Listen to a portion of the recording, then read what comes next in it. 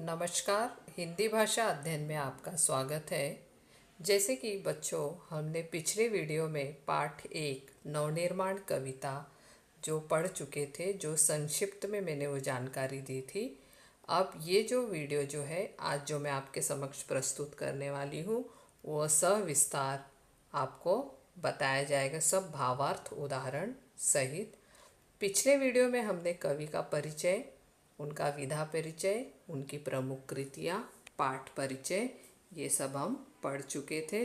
और 3 पंक्तियों के भावार्थ जो थे वो संक्षिप्त में थे, प्रश्न उत्तर और आकलन स्वाध्याय सहित जो आपको हमने दिया था।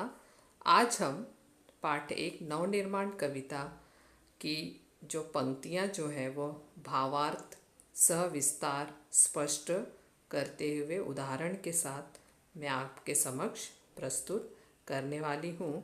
तो आज हम कवि का परिचय, पाठ परिचय न करते हुए हम सीधे पंक्ति की तरफ बढ़ते हैं। जो पहली पंक्ति हमारी इस प्रकार है। तुमने विश्वास दिया है मुझको, मन का उच्छ्वास दिया है मुझको, मैं इसे भूमि पर संभालूंगा, तुमने आकाश दिया है मुझको। तुमने विश्वास दिया है मुझको, मन का उच्छ्वास दिया है मुझको। इन पंक्तियों में कवि त्रिलोचन जी धरती माँ को संबोधित करते हुए अपने विचारों, भावों को अभिव्यक्त करते हैं। यहाँ पर उच्छ्वास का अर्थ होता है बच्चों लंबी सांस लेना, गहरी सांस लेना। ये कहते हैं कि उनका यकीन और भरोसा जो है, जो उन्होंने जो जीवन दिया है, जो गहरी सांस लेने के लिए जो समर्थ हूँ, आज वह धरती माँ के समक्ष जो मैं हूँ उनकी वजह से ही हूँ। अर्थात इस धरा पर धरती माँ को मैं संभाल कर रखूँगा, उसे बेकार नहीं जाने दूँगा। आज मुझे जो स्वच्छंद अर्थात खुला आसमान मिला है, मैं इसे भूमि पर संभालूंगा, तुमने आकाश दिया है मुझको। इस पंक्ति में कवि कहते हैं कि माँ, जो मुझे आपने एक खुला आसमान, एक स्वच्छंद आसमान जो दिया है, जो आज़ादी से जीवन जीने का सुनहरा अवसर जो आपने मुझे प्रदान किया है, उसका मैं सदुपयोग करूँगा। जीवन को सफल व सार्थक बनाने के लिए मैं सदैव प्रयासरत अर्थात प्रयत्न करता रहूँगा, यह मैं विश्वास दिलाता हूँ। अगली पंक्ति, इसके बाद जो है एक उदाहरण जो मैंने दिया है, धरती माँ का एक चित्र जो मैंने आपके समक्ष स्क्रीन पे प्रस्तुत किया है, उसमें देखो बताया है कि किस तरह धरती माँ को संभाल के हमने रखा है। सूत्र यह तोड़ नहीं सकते हैं, तोड़ कर जोड़ नहीं सकते हैं। सूत्र यह तोड़ नहीं सकते हैं, तोड़ कर जोड़ नहीं सकते हैं। इस पंक्ति में कवि ये कहना चाहते हैं कि जीवन में रिश्ते और प्रेम के बंधनों को समझना चाहिए। अर्थात उन्हें अहमियत भी देना चाहिए, मतलब महत्व देना चाहिए कि प्रेम व रिश्तों के बंधन का धागा जो होता है वो बहुत ही नाजुक होता है। वो एक बार अगर टूट गया तो टूटने के बाद उसे हम पहले की तरह नहीं जोड़ सकते हैं। जो पूर्ववत हमारे प्यार में, हमारे रिश्तों में जो लगाव था, जो प्रेम था, वह दोबारा नहीं प्राप्त किया जा सकता है। वह अधिकार हमें किसी ने नहीं दिया है कि हम किसी से भी दुर्व्यवहार करें, प्रेम से न रहे। यह बताया है, व्योम में जाए कहीं भी उड़ जाए, भूमि को छोड़ नहीं सकते हैं। यहाँ व्योम अर्थात आकाश। यहाँ कवि कहते हैं कि हमें जो एक खुला आसमान दिया है आपने, वह भले ही आकाश में कितनी भी उड़ानें भर ले, पर यहाँ की धरा से अर्थात धरती से लगाव, जुड़ाव ज्यों का त्यों बना रहेगा। अर्थात धरती से जुड़कर ही मनुष्य लक्ष्य को प्राप्त कर पाते हैं। सफलता की उड़ान भरने पर अस्तित्व व आधार को नहीं भूलना चाहिए। मातृभूमि के प्रति लगाव जो मन में है वह हमेशा बनाए रखना चाहिए। यहाँ पे कवि ये कहते हैं कि हमें भले ही कितनी ही ऊंची उड़ान भर ली हो, खुले आसमान में, स्वच्छंद आसमान में बहुत ही आगे सफलता की उड़ान भर ली है, लेकिन हमारा जो अस्तित्व है वह ये है कि हमें आधार जो है वो धरती माँ का ही है, जो हमें नहीं भूलना चाहिए। उनसे जो लगाव, मन में जो लगाव है वो हमेशा बनाए रखना चाहिए। यह उदाहरण जो है प्रेम का सूत्र, अर्थात जो यहाँ परिवार जो है, परिवार बोल सकते हैं, दोस्त मित्र जो है वो बोल सकते हैं। और रिश्तों में दरार, मतलब अगर रिश्तों में दरार आ जाती है, पूर्ववत रिश्ता नहीं जुड़ता, अगर जुड़ भी गया तो वह अपनी छाप जो है वो छोड़ जाती है, जो यहाँ पे दिखाई दे रहा है। अगली पंक्ति, सत्य है राह में अंधेरा है, सत्य है राह में अंधेरा है, रोक देने के लिए घेरा है। कवि कहते हैं यह सत्य है कि जीवन की राह में अंधेरा है, अर्थात जीवन पथ संघर्ष में है, कठिनाइयों व परेशानियों से भरा हुआ है। पर हमें हताश व निराश नहीं होना है, बल्कि डट कर सामना करना है। हमें काम भी है और जिम्मेदारी को भी पूरा करना है। काम भी है और तुम करोगे क्या, बढ़ चलो सामने अंधेरा है।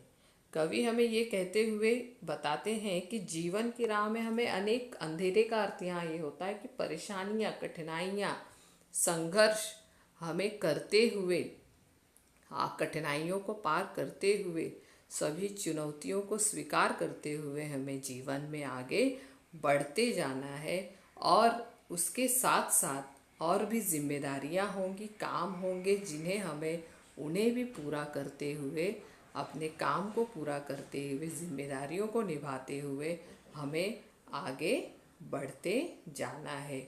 जीवन पथ के अंधेरे अर्थात कठिनाइयों का सामना साहस के साथ करना है। कठिनाइयों से, डर से हार नहीं मानना है। यहाँ पर कवि आशावादी दृष्टिकोण प्रस्तुत हुआ है। यहाँ पे ये बताया है कि कवि जो है हमें ये बताना चाहते हैं कि हमें आशावादी बनना है, न कि निराशावादी बनना है। हताश होकर नहीं बैठना है, हमें प्रयत्न करते रहना चाहिए। यहाँ पे अंधेरे शब्द का दो बार प्रयोग हो चुका है।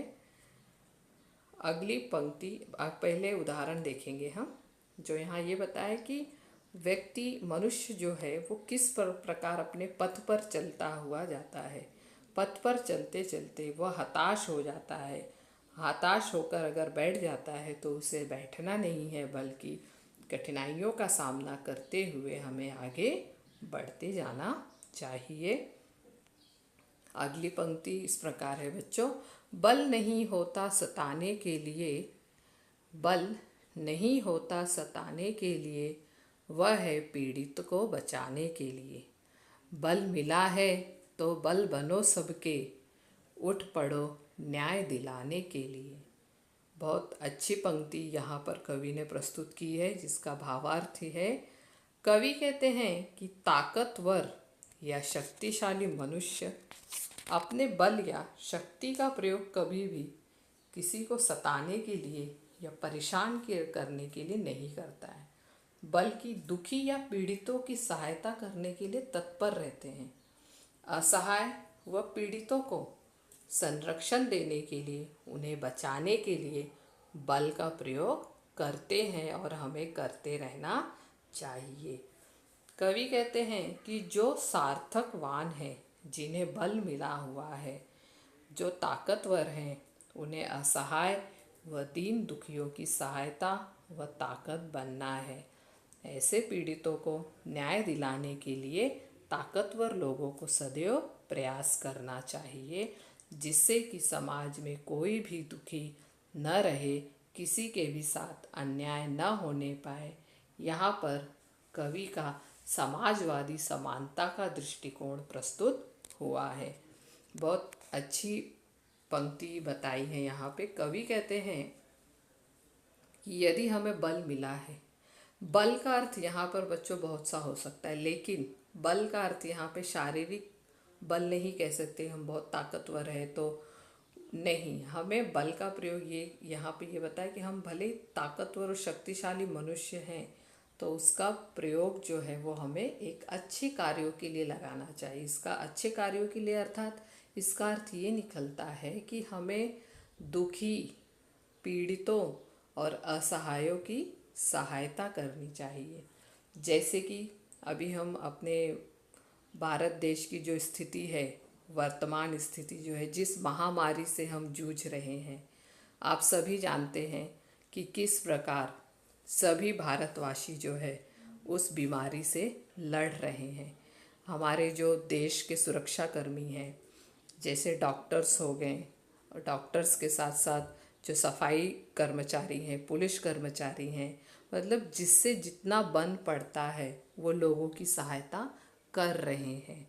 जो दीन दुखी हैं, जिनको खाने के लिए नहीं है, जिनकी रोज़मर्रा की ज़िंदगी इस प्रकार की थी कि जो रोज़ पैसे कमाते थे और उन पैसों से उनका घर चलता था, तो आज उनके घर भोजन नहीं मिलता है। तो लोग जो हैं, जो सामर्थ्य हैं, जो समर्थ हैं ये सब करने के लिए, वो आज भोजन बना बना के लोगों को दे रहे हैं, खिला रहे हैं। तो इस प्रकार हम इसे क्या कह सकते हैं, सहायता। यही है सहायता, दीन दुखियों की सहायता करना, यही है अपना बल का प्रयोग करना। इसका अर्थ यहाँ ये होता है, अगर हमें बल मिला है, चाहे वो किसी प्रकार का बल हो, तो क्यों ना हम उसे अच्छे कार्यों में लगाए, उसका सही जगह पर प्रयोग करें। बल मिला है तो बल बनो सबके, उठ पड़ो न्याय दिलाने के लिए। अगर हमें बल मिला है तो सबके लिए बनो, पीड़ितों के लिए बनो, असहायों के लिए, दीन दुखियों के लिए। उन्हें असहाय व दीन दुखियों की सहायता व ताकत बनना है। ऐसे पीड़ितों को न्याय दिलाने के लिए ताकतवर लोगों को सदैव प्रयास करना चाहिए, जिससे कि समाज में कोई भी दुखी न रहे, किसी के भी साथ अन्याय न होने पाए। यहाँ पर कवि का समाजवादी समानता का दृष्टिकोण प्रस्तुत हुआ है। यहाँ पे देखो कवि ने कितनी अच्छी तरह से अपने भाव को प्रस्तुत किए हैं, व्यक्त किया है कि समाज के प्रति हमें समान भेदभाव है वो जो नहीं रखना चाहिए, समानता रखना, एक दृष्टिकोण जो है एक समान रखना चाहिए। जैसे कि ताकत का प्रयोग हमने बता दिया, न्याय अन्याय की बात जो है वो हमने बता दिया कि अगर किसी के साथ गलत हो रहा है तो उसके विरुद्ध हम जाके उससे न्याय दिलाने की कोशिश करें। और जैसे बल का प्रयोग हो गया, वो हमें सही बल का प्रयोग हमें कहाँ करना चाहिए, कब करना चाहिए, उसका ज्ञान भी हमें होना बहुत ज़रूरी है। जो मैंने अभी वर्तमान स्थिति का जो एक उदाहरण था वो आपके समक्ष मैंने प्रस्तुत कर दिया था कि हम इस तरह से भी अपने बल का प्रयोग, ताकत का प्रयोग कर सकते हैं। उदाहरण, सामर्थ्यवान व्यक्ति। जैसे कि मैंने बता दिया कि जो सामर्थ्यवान है, जो संपन्न है, भली भांति पूंजी है उसके पास, तो वो लोगों की सहायता कर सकता है। जो दीन दुखी हैं, जिन्हें ज़रूरत है, उन्हें पीड़ितों को वो दुखी और पीड़ितों की सहायता वो कर सकता है। और देखो यहाँ पे ये भी बताया कि पीड़ितों को न्याय दिलाना, मतलब हमें पीड़ितों को न्याय, अगर किसी गरीब के साथ, किसी पीड़ित दीन दुखी के साथ अन्याय हो रहा है तो उसे हमें न्याय दिलाना चाहिए। अगली पंक्ति, जिसको मंजिल का पता रहता है, पथ के संकट को वही सहता है। एक दिन सिद्धि के शिखर पर बैठ, इस अपना इतिहास वही कहता है। बहुत अच्छी पंक्ति यहाँ पर कवि ने बताया है। कवि कहते हैं कि जिस व्यक्ति को जीवन का उद्देश्य पता होता है, जिसे अपने मंजिल अर्थात लक्ष्य का ज्ञान व ध्यान होता है, वह मंजिल तक पहुँचने के लिए सदैव प्रयत्न करता रहता है।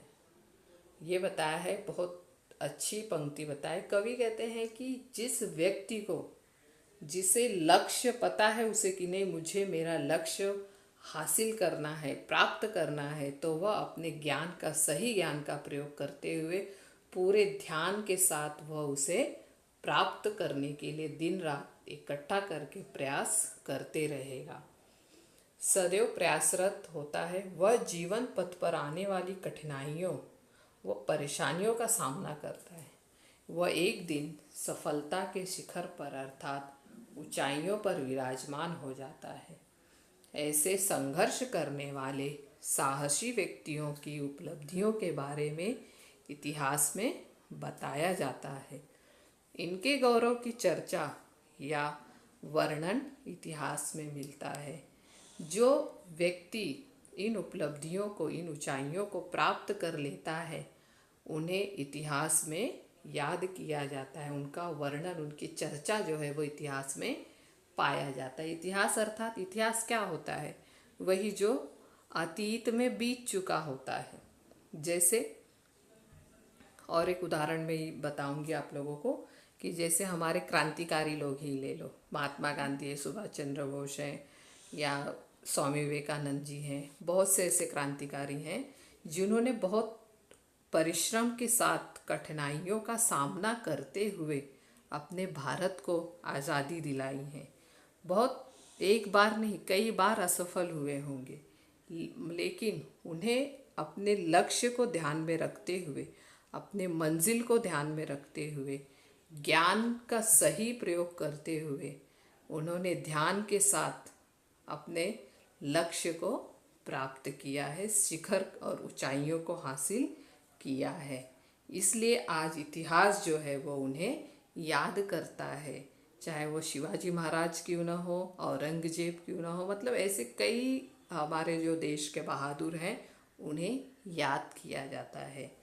आने वाले भविष्य में भी आने वाली पीढ़ियां जो हैं, जो क्रांतिकारी, जो जिन लोगों ने बहुत अच्छे योगदान दिए हैं इन बीमारियों से जूझने के टाइम, जो भारत में हमारे यहाँ जो क्रांतिकारी, जो अभी ही फिलहाल ही में जो एक पुलिस कर्मचारी शहीद हुए, उन्हें याद करेंगे। इतिहास जो है वो याद करेगा, उनकी चर्चा होगी। यही सब जो है वो हमें वर्णन में अर्थात इतिहास में मिलता है। ये उदाहरण है बच्चों की। यहाँ बताया कि लक्ष्य जो है, मुझे पता है कि मुझे आज यहाँ जाना है, अर्थात क्या है, ये मेरा लक्ष्य है। मुझे पता है कि मुझे इस कक्षा में, 12वीं कक्षा में मुझे प्रथम आना है, बोर्ड की परीक्षा है, तो मेरा यही लक्ष्य होगा कि मैं पूरा ध्यान जो है वो अपने पढ़ाई में लगाऊं, अपने लक्ष्य में लगाऊं और पूरे सही ज्ञान का प्रयोग करते हुए मैं अपने लक्ष्य को हासिल करते हुए आगे बढ़ूं। भले ही सफलता करने, मतलब प्राप्त करने के लिए, प्रयत्न करने के लिए तुम्हें असफलताएं मिलेंगी, लेकिन इसका अर्थ ये नहीं कि तुम हताश होकर बैठो। लक्ष्य को प्राप्त करना है, उसकी ऊंचाइयों पर पहुंचना है। अगली पंक्ति, प्रीति की राह पर चले आओ, नीति की राह पर चले आओ, वह तुम्हारी ही नहीं सबकी है, गीत की राह पर चले आओ। इस पंक्ति में कवि कहते हैं कि हमें प्रेम और नेकी अर्थात नैतिकता की राह पर चलना चाहिए। हमें राह पर चलना इसलिए चाहिए, आपसी मतभेद, हमें अच्छे राह पर चलना इसलिए, चलने के लिए कवि कहते हैं कि हमें आपसी मतभेदों, वो यहाँ पर कुछ एक पंक्ति जो है वो यहाँ कुछ गलत प्रिंट हो गई है, तो मैं इसे न दोहराते हुए आपसी मतभेदों व मनमुटाव को बुलाकर प्रेम के मार्ग का अनुसरण करना चाहिए और उसी पर नेकी के साथ अच्छाई के मार्ग पर आगे बढ़ते जाना चाहिए।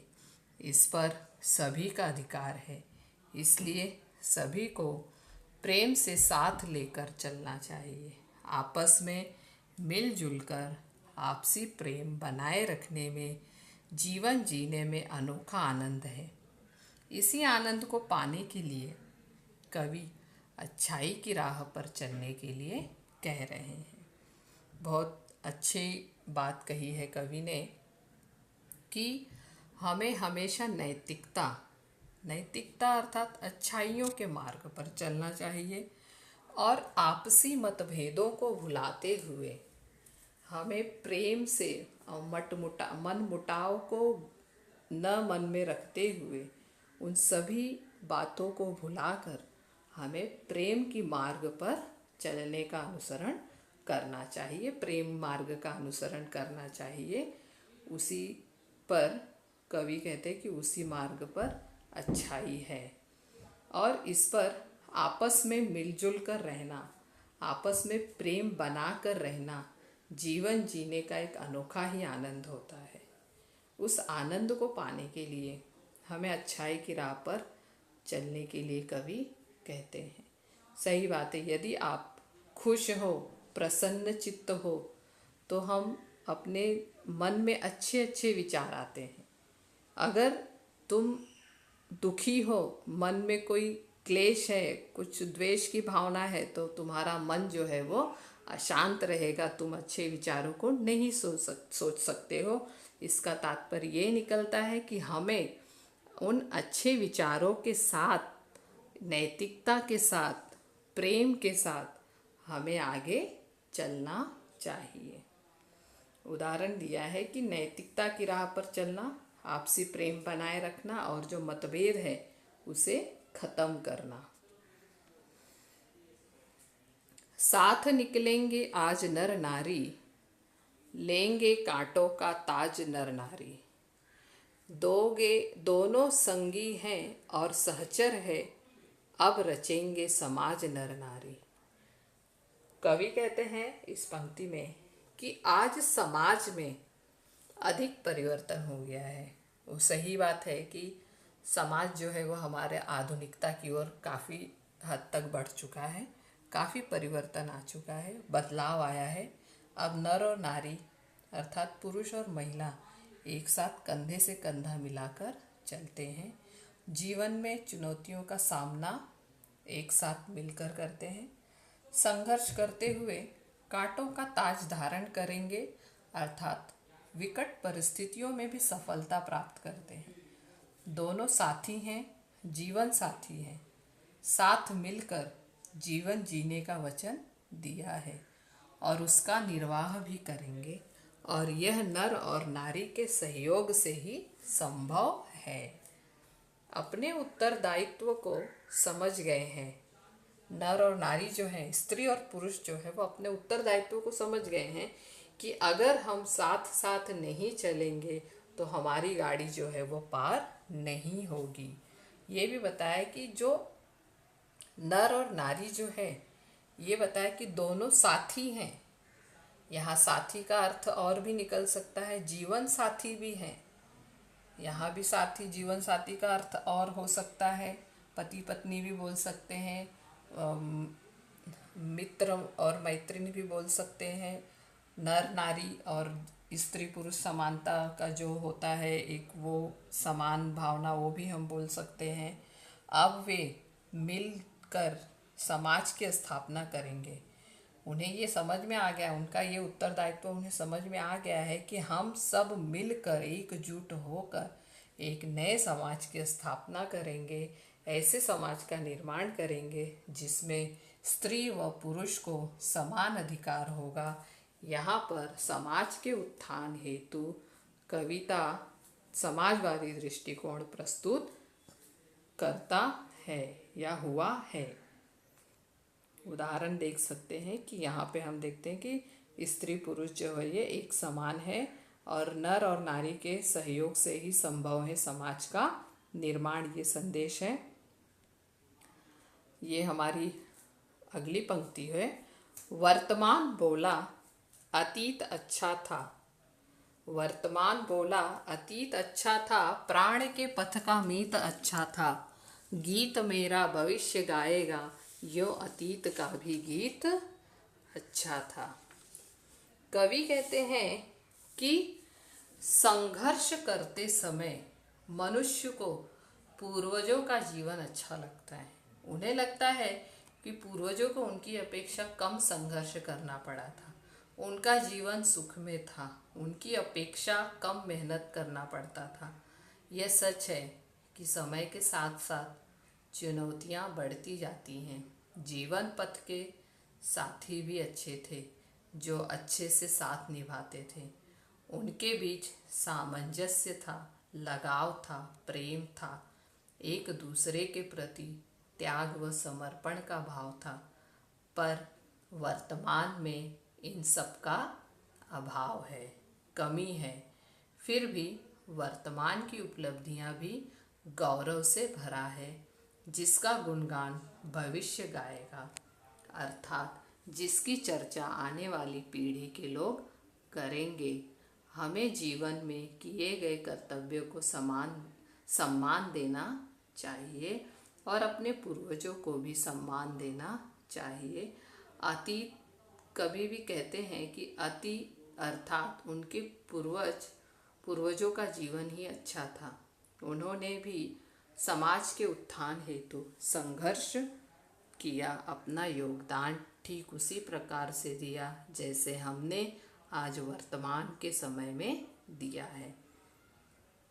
कवि कहते हैं कि उनका कहने का तात्पर्य यही है कि जैसे हम वर्तमान में ये सोचते हैं कि हमारे पूर्वजों का जीवन कितना अच्छा था, न ज़्यादा भाग दौड़ करना पड़ता था, न कुछ, जितना होता था उतने में ही वो अपना सुखी और खुश और प्रसन्नचित्त रहते थे। पर ये भी था कि उस समय उनके संगी साथी दोस्त यार सब उनका साथ देते थे, सुख दुख में सामंजस्य बनाए रखते थे, त्याग व समर्पण की भावना थी एक दूसरों के प्रति। वर्तमान में उन सभी का अभाव है। आज की वर्तमान स्थिति ऐसी है हमारी कि हमें एक दूसरे के पास समय नहीं रहता है। यही सब देखते हुए कभी कभी हम सोच बैठते हैं, कवि कहते हैं कि फिर भी वर्तमान जो है वो अपना अच्छा है, ये बोलते हुए, ये कहते हुए कि हमें अतीत व हमारे पूर्वजों को भी सम्मान देना चाहिए, अतीत को भी सम्मान देना चाहिए और जीवन को अच्छा बनाने के लिए हमें आगे बढ़ते रहना चाहिए और समाज के उत्थान हेतु संघर्ष करना हमारा योगदान ठीक उसी प्रकार है जैसे हमने आज वर्तमान में दिया है।